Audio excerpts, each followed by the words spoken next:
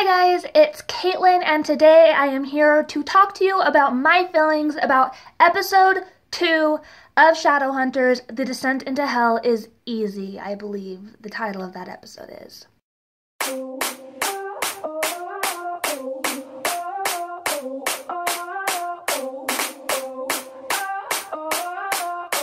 So as you'll know, if you watched my review and reaction to episode 1, the pilot episode, which was entitled The Mortal Cup, I actually really loved the pilot episode. I will link my review of it down below so you can watch that if you haven't already.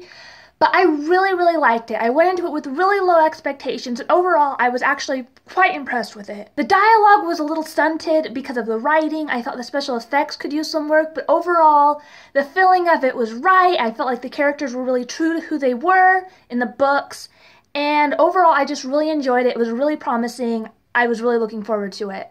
And then I watched this one, and I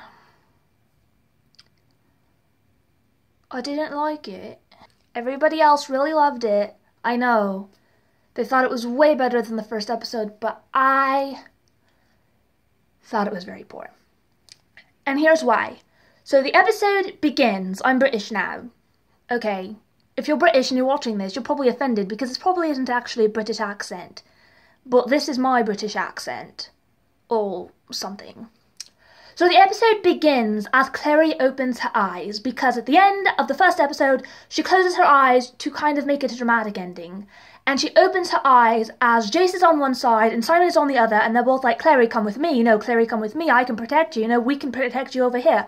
And she opens her eyes and she's like, okay, Simon, we are going into this building with Jace.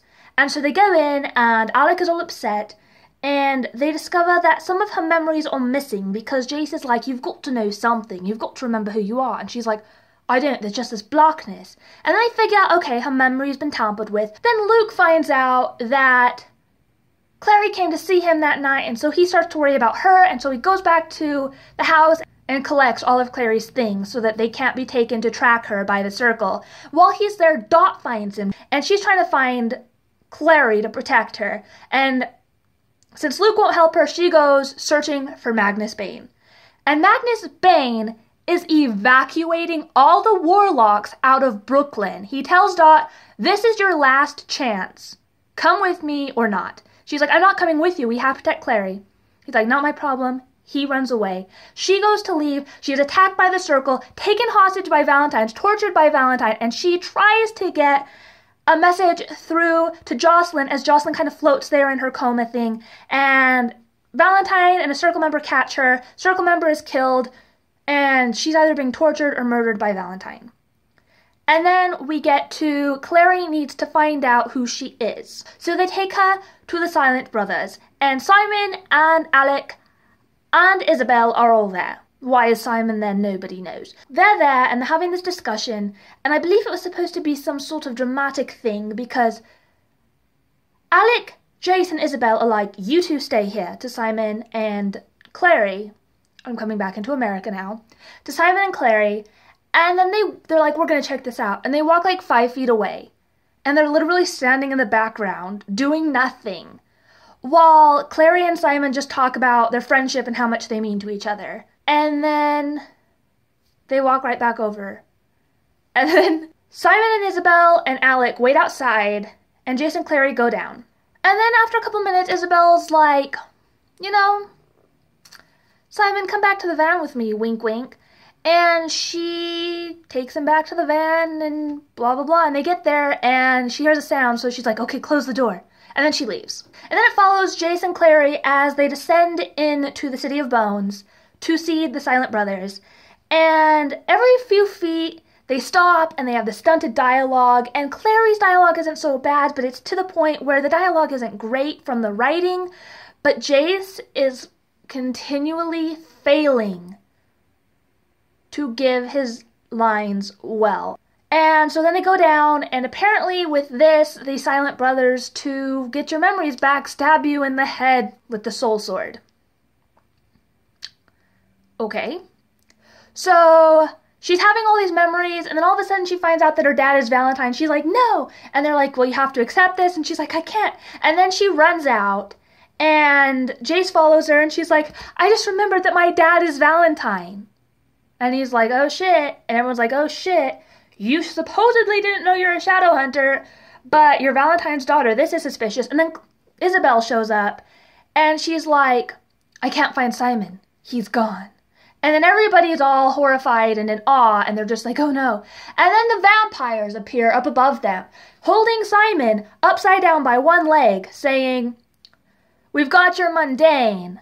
Give us the mortal cup if you ever want him back alive.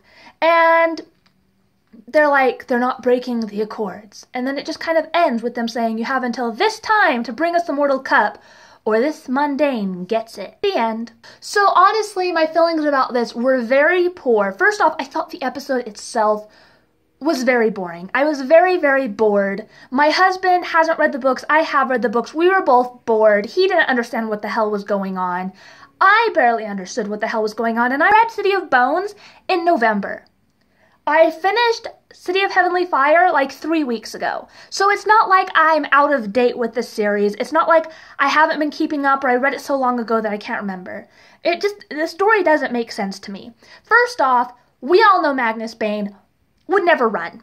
Magnus Bane would not run. That's not who Magnus is. He is someone who you can't fuck with him if he doesn't want you to fuck with him. You can't get within 20 feet of him if he doesn't want you to get within 20 feet of him. So the fact that he is running away, he is evacuating all the warlocks and running away is totally out of character. Like, I can understand if they want to give him a backstory leading into him becoming this total badass, but if they want to do that, they need to incorporate the Infernal Devices, because the Infernal Devices is where you see that he's a badass, but he starts to develop.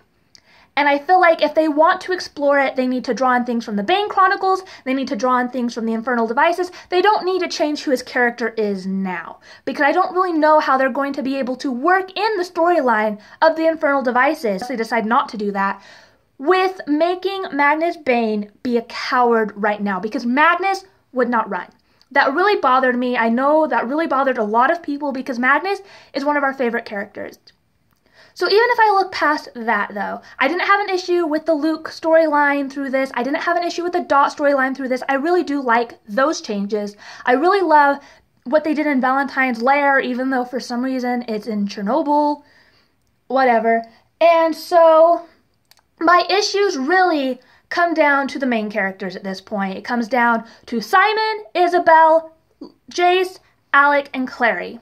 First off, Alec is still on point. I still find him believable. I like his interactions, how upset he is about Jace, how he's just like, I can't even be here for this. So he goes to patrol the perimeter when they're all having their big talk outside the City of Bones entrance. That's fine.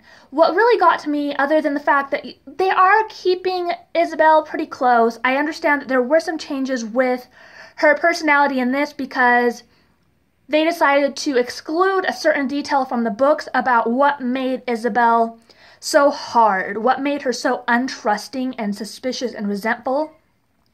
And I do kind of like that because to me, this is who Isabel is supposed to be a little bit. Like, I get that that's who she was supposed to be in the books, but to me, this is also Isabel. I don't find it that strange. And I like that they incorporated, like I said, certain different scenarios, like the fact that I'll cook, and she's a horrible cook. Simon doesn't want to eat it. And their interactions are okay. I don't really like that they've made everybody like these high-jumping speed demons, like straight-up vampire status. Not even like Buffy status vampires. Those ones who are like, Vishum. You barely see them move. They're like a blur and they're in front of you. That is Jace's power, not Isabel's. I don't know what they're going to do, how they can possibly make Jace do better than that. Do you think they're going to make him go invisible? Gosh, I hope not. So I didn't like that. And then when Simon leaves and Clary comes in, Isabel's like, he's kind of nerd hot. And I was like, ugh. And then when they're in the City of Bones, obviously they're stopping every like 30 seconds so they can have this totally weird, awkward interaction where once again Dominic Sherwood fails to give the lines well. And, you know, at first I was like, okay, well, the writing is very poor, this dialogue is awful, but, like, he has no sass. He doesn't have sass, so instead he decides to use a monotone. And that's not working. Like, I know Dominic Sherwood can act. I watched Vampire Academy. That movie was awful, but it wasn't his fault. He was actually very good in that movie for like the 3 lines he got throughout the whole thing. But this is not his best work. He needs to amp up the sass, which I know he's capable of because I've watched his videos on Instagram. He's capable of this sass. But so far he's failed to execute it. And just the way it was that they'd go a little while and then they'd stop and have like this awkward discussion. And then they'd go a little farther and then they ended up among the Silent Brothers. And the Silent Brothers were like, we've been waiting for you. No, they hadn't. You know, they knew they were coming. But it wasn't like, we've been waiting for you forever, guys. Don't keep us waiting. The Silent Brothers are patient. The Silent Brothers don't give a fuck. The Silent Brothers have all the time in the fucking world. Like, they're not going to be all pissed off because you're taking 2 extra minutes. It's okay. It's okay. Just give them their time. The Silent Brothers would have. The Silent Brothers are very intelligent and very patient. They know everything. My cat's outside the window. He wants in. Here's the part that really bothered me about this episode. The vampires show up holding Simon hostage, obviously against his will, and they're like, we can't do anything about it. They're not violating the Accords.